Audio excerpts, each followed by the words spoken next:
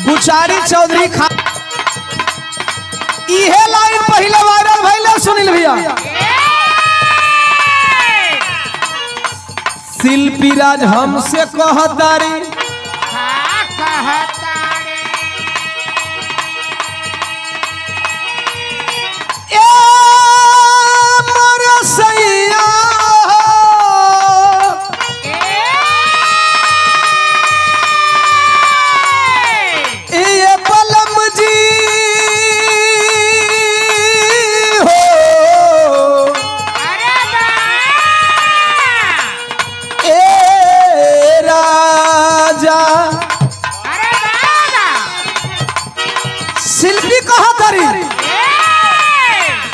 अरे छोड़ी गवाना हरी में हरिया।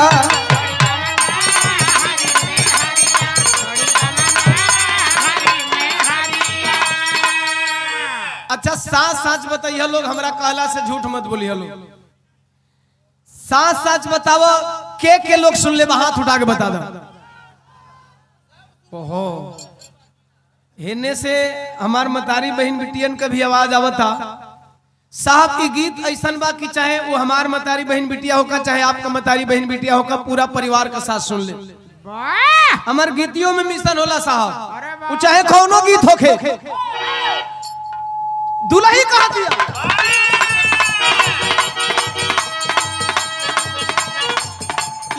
इसका एक ऑन ऑफ वर्जन होता है, ऑन ऑफ वर्जन पकड़ल कर। अरे छोड़ी गवाना हरी में हरिया।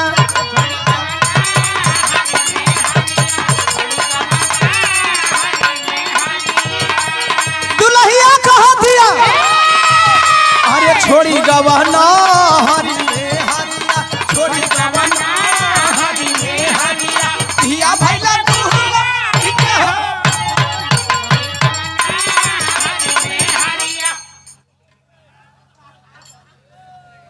कुछ गर्मी कम भइल कहो एक बार और के कर मन बा, एक बार और कहो एक बार और। ऐसे रात भर में हम एक बार हिलाते हैं, दोबारा हिलबो ना करी।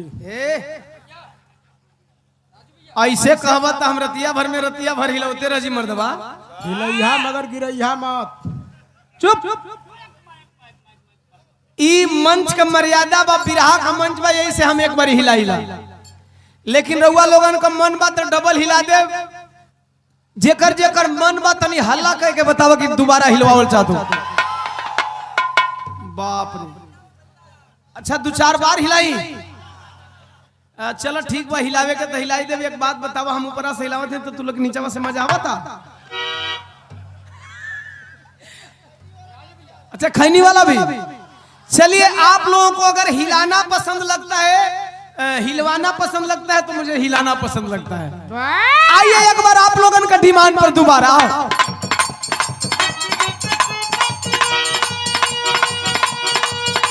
अरे कवनी सवार पिया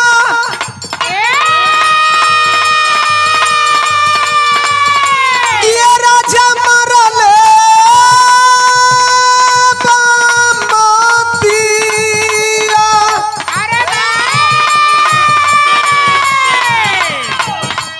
कवनी सवतिया मरल बमतिया अपनी गुजरिया के गइल तू भूल। अरे सुनी लागल से कि पिया भइल भूल।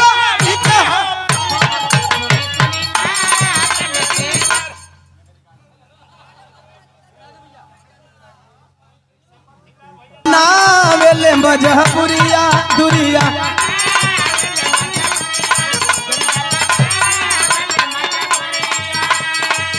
अरे दुरिया बहना वेले मजबूरिया, दुरिया बहना वेले मजबूरी की घरावा छोड़ा वेला हो पे।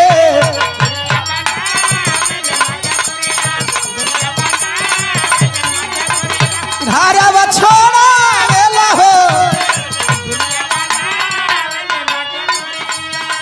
भैया हमार बिक्की यादव जी उपैया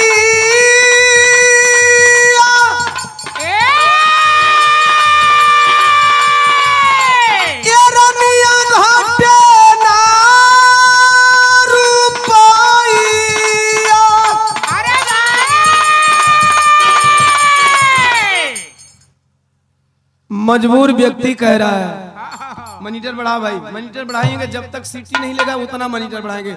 मॉनिटर उतना बढ़ाइए कि सीटी न ले, सीटी लेता रहता रहे। अब एक ले नीक न बजे, अब रह कंट्रोल करो। अब हम अपने पर बिता लें।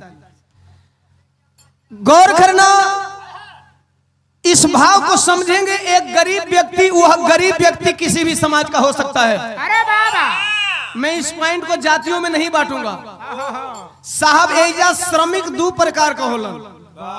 एक श्रमिक हुआ है जो सरकारी कर्मचारी है और एक श्रमिक हुआ जो प्राइवेट में काम करता है। सरकारी श्रमिक साहब अपनी बीवी बच्चों को जहां रहते हैं वहीं रख लेते हैं। अरे बाबा, क्योंकि उनका उतना लगभग वेतन होता है। लेकिन एक प्राइवेट काम करने वाला व्यक्ति बाहर जाता है, अपने परिवार को घर पे छोड़ करके जाता है। वह अपनी पत्नी को कह रहा है कि पगली हम कमात नहीं बचवा के पढ़ावे बदे, अरे वाह, बचवा का दवाई बदे। इतना शिक्षा महंगा हो गई बा। हमारा भारत देश वर्ल्ड का इकलौता देश है जहां बच्चों के कॉपी किताब पे अर्थात शिक्षा पे जीएसटी लगा है। अरे वाह, अमीरन के खरीदे वाला अमीरन के खरीदे वाला वस्तु का सोना हीरा का टैक्स बा 3% और गरीबन के पढ़े वाला लइकन का किताब कॉपी का टैक्स बा 18%। 18% की गणित सबको समझ में नहीं आएगी। एक छोटा सा उदाहरण दे रहा हूं, मेरी गीत का सारांश यहाँ है। क्यों मेरी गीत हर घर घर में बजती है साहब। एक गरीब व्यक्ति जो रोज मजदूरी करता है, उदाहरण स्वरूप समझ लीजिए 3 दिन का दिहाड़ी, 300 का दिहाड़ी किया, 200 रुपया अपने खर्चे का निकाल दिया और 100 रुपया बचा लेता है। बड़ा खुश है, मैंने 100 रुपया बचा लिया। तब से शाम को विद्यालय से बच्चा आता है, पिताजी सर ने बोला है एक पुस्तक खरीदनी है। बाप बड़ा खुश होता है, लेकिन बेटा कहता है खुश मत होइए, अगर मैं पुस्तक नहीं लेकर के जाऊंगा तो गुरुजी पढ़ने नहीं देंगे या तो विद्यालय से बाहर बैठा देंगे। बाप बोला बेटे पुस्तक की दाम क्या है? बेटा बोला गुरुजी सर जी बताए हैं शायद 100 रुपया के करीब। बाप बड़ा खुश होता है, 100 रुपया तो मैंने बचाया है, 100 रुपया मैंने बचाया है। रोज सुबह बुक डिपो पे जाता है और बुक डिपो वाले के पास अपनी फरियाद रखता है, साहब फला पुस्तक दे दीजिए, इसका दाम बताइए। वह पुस्तक वाला 118 रुपये बोलता है।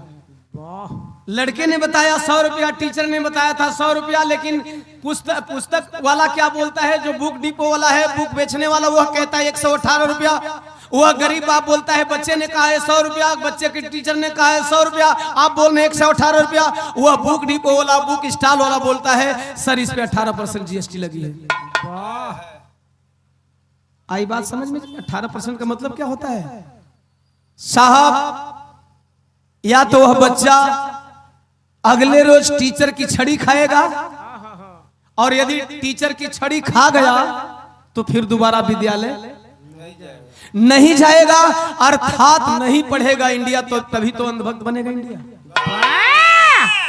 ये देश की नीति चल रही है, चाहे वह 100 रुपया 18 रुपया मेरे लिए कुछ ना हो, लेकिन साहब यहाँ जो रोज की मजदूरी करते हैं ना, उनके लिए 18 रुपया बहुत हो जाता है। चलो एक बार 18 रुपया दे भी दिया तो उसमें 2 रुपया और लगाता तो कम से कम 1 महीने के लिए बच्चे के लिए 2 पेन खरीद लेता। समझ लेना ऐसा चल रहा है। ये मजबूरी बता रहा है, एक गीत नहीं है, मिशन है। वो मजबूरी बता रहा है, एक मजदूर व्यक्ति मैं बाहर में क्यों हूं? अरे करीला उपैया केवल केवल ये रानी घाटे ना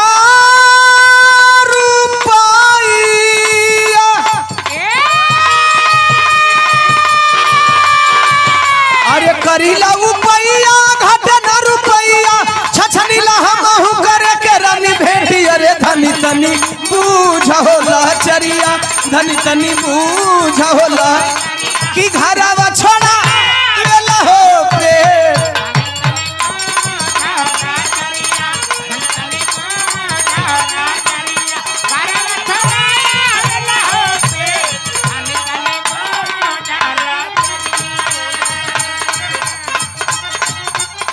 भैया रमेश पाल कोहड़ा के धरती से, सही, वाह पारो कोहड़ा दुनू,